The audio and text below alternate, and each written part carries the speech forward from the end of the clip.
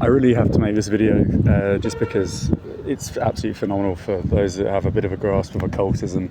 So this is the same scenario as you have with Notre Dame and numerous other places around the world. The burned out cathedral, which is a symbolism, kind of a symbol of the end of an era for the West. Again, Masons build up certain parts of the world and then they bring them back down again. You know, China, Congo, the so-called Central American, South American, Latin empires, you know, the Incas, the Mayans, the Aztecs, everyone's had their peak. The Europeans, of course, at the turn of the century, and this is a symbol of European decline.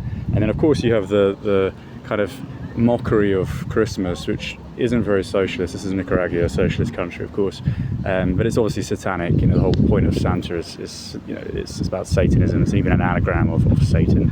And then here you have the flags which represent the duality. So blue is always, you know, the good, and white the pure, and then you've got red as for blood and, you know, kind of Mars. And then black is, of course, the night, you know, that light day, good and bad duality there. So this is the political flag of the nation's party, and then the country flag. The country flag of Nicaragua is obviously very Masonic. It's an actual triangle, well, it's a Masonic triangle with all the symbolism kind of splayed out within.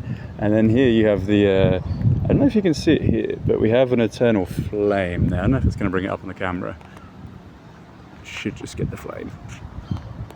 Okay. We'll go back a little bit, but then over here, of course, you've got just so much numerology and occultism and all this kind of stuff in this park, which is the only nice thing in the whole of the city, by the way, because that's usually where the money goes to things that aren't really necessary at all. So then you have a Masonic obelisk there, but then you've got the big bad boy over here. So I'll show you the big Masonic obelisk. This is just to let you know that you really are in fraternal territory here. Just over here, we've got the mega monstrosity, which you find in all corners of the world.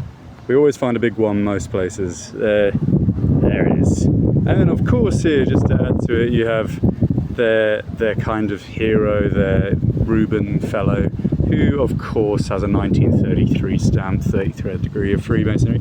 Yeah, I could go on and on. There's so much just in this small space alone. It's just absolutely filled to the brim with occultism. So, yeah. And now let's see if we can get some food options, given that this is pretty much the only thing to see in the nation's capital.